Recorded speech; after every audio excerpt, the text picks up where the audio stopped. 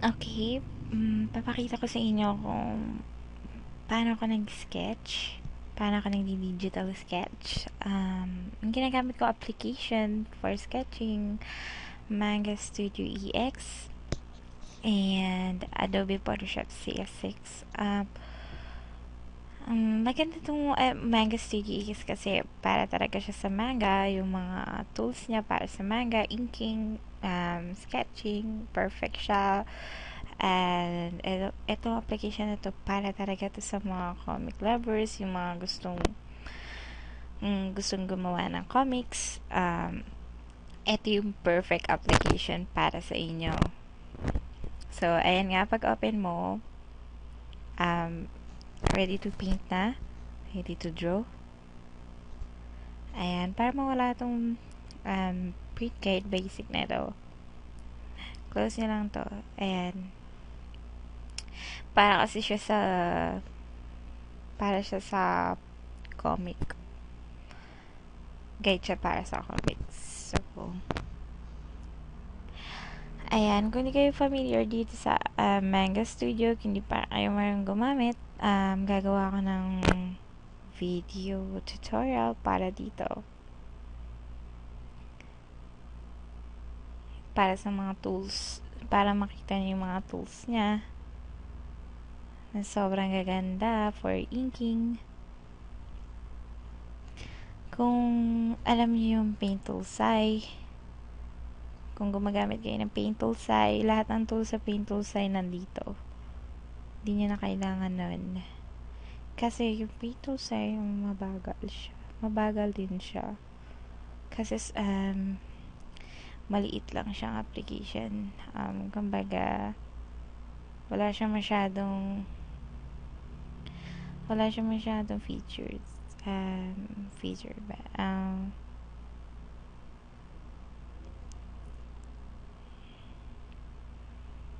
Still,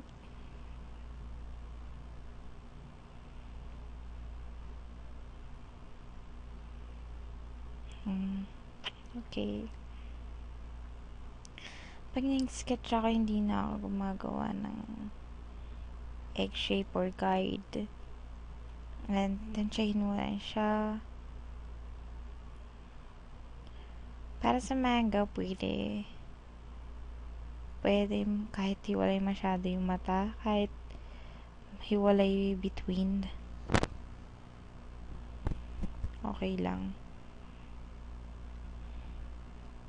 Pero kung semi-realistic manga, dapat yung nose ng manga mo, like that nose, yung eyes niya, dapat nandito sa end ng nose niya.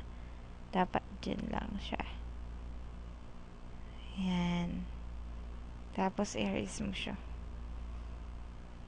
Para good looking. So,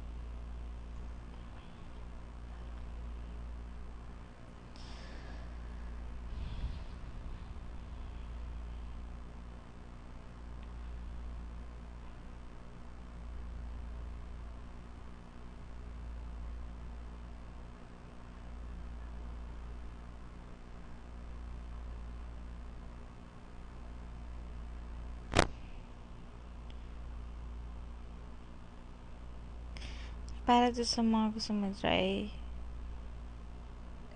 kasi parang tingin ko walang tutorial na Tagalog o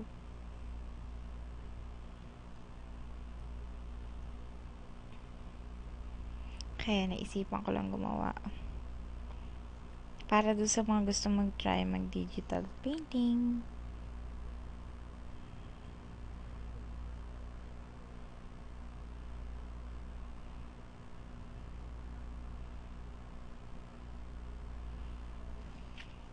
Kasi libangan ko lang din to.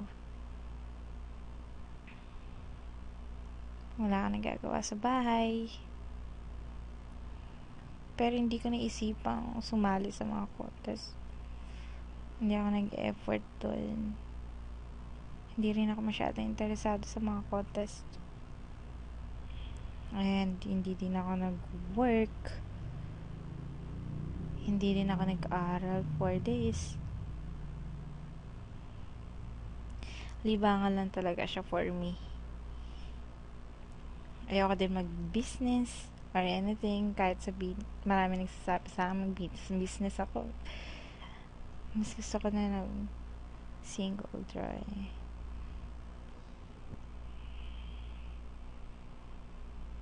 Okay.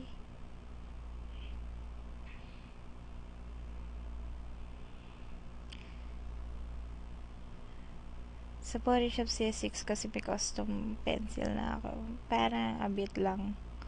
Ginaya ko lang siya ng konti yung pencil dito. Kasi ang ganda na talaga.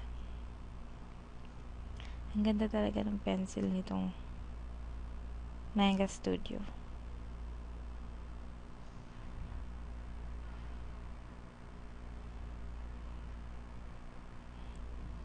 Okay, I'm done here. Okay, lipat naman tayo sa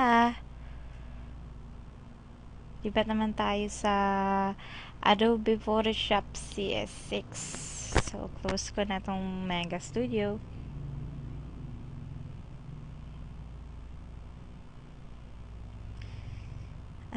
Kung hindi kayo familiar dito sa Manga Studio, dun sa Manga Studio, gagawa ko ng tutorial para dyan. Kung gusto niyo siya matutunan, kung gusto niyo malaman yung ibang tools, kaya subscribe kayo sa YouTube channel ko at visit niyo yung Facebook page ko para malaman niyo updates sa mga tutorials kung interesado kayo. Okay? Dito sa Photoshop, gawa ka ng new file. For sketching, mababa muna yung pixels na ginagamit ko kasi ayoko masyadong mataas. Tinataasan ko na lang siya kapag i-inking na ako or coloring. Oops. Oh, sorry. Ang Photoshop kasi mabilis. Mabilis siya. Oopsie. Kaya masarap siya gamitin. Where's my pencil brush here?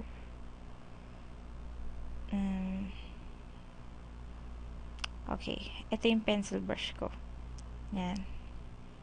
Kung gusto niyo download though, nandiyan na sa description or pwede nyo siya ma-download sa Facebook page ko. Wala pa ako masyadong drawing doon sa Facebook page ko.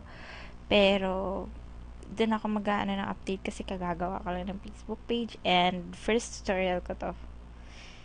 Yan. So, ginagamit ko black. Medyo mas dark lang tong pencil dito sa Photoshop. Pero, it's okay. Kung gusto niyo nung mas mababa, babaan nyo lang yung flow niya or yung opacity.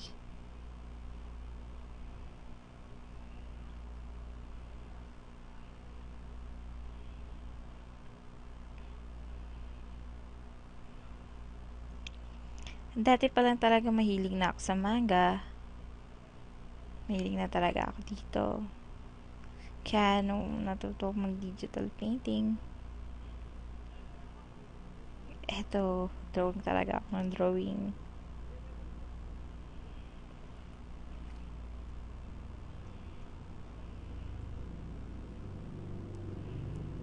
Pero, mas gusto ko na ngayon ni-drawing yung semi-realistic animes. Yung parang medyo parang realistic nga siya. Parang mga characters sa Ragnarok. Like that. Sa mga posters. Parang ganun.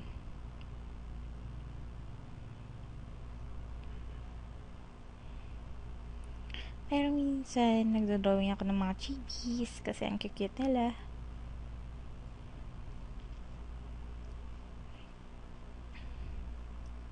Kinopya ko yung pencil doon sa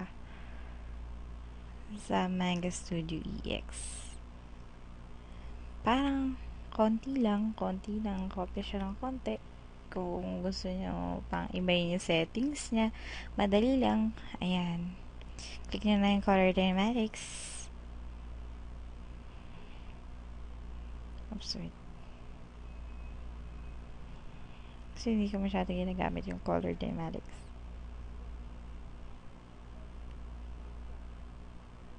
Okay.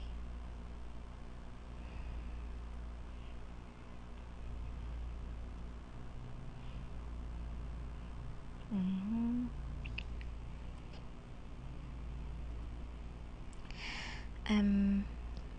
Maybe mag-upload din ako ng video para dito sa Adobe Photoshop CS6 kung padami magre-request. Kung first tutorial ko to, kaya I don't know, sana makatulong dun sa mga gustong mag-digital paint na maka-discover sila ng bagong application like Manga Studio EX.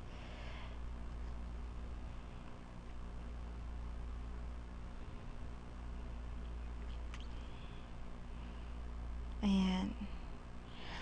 Para malaman ko yung shadow na paglalagyan ko ng inky, paglalagyan ko ng ink na mas dark, lalagyan ko siya ng lines na ganyan. Para malaman ko kung saan ko lalagyan ng color na mas dark.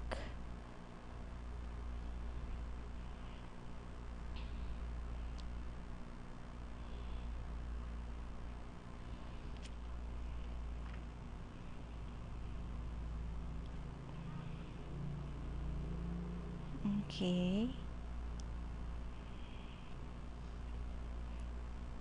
Huwag niyo kalimutan mag-comment, rate, subscribe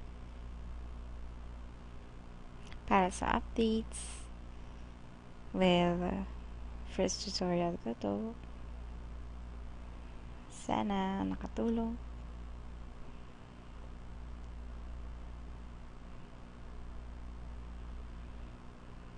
Okay. I'm done. Okay, thanks for watching. Kung gusto niyo ng bagong updates, visit nyo na yung Facebook page ko. Andyan sa description. And kung gusto niyo itong pencil brush ko, andyan, pwede nyo rin siya download dyan sa description. Basahin nyo lang. Okay, thanks for watching. Bye-bye!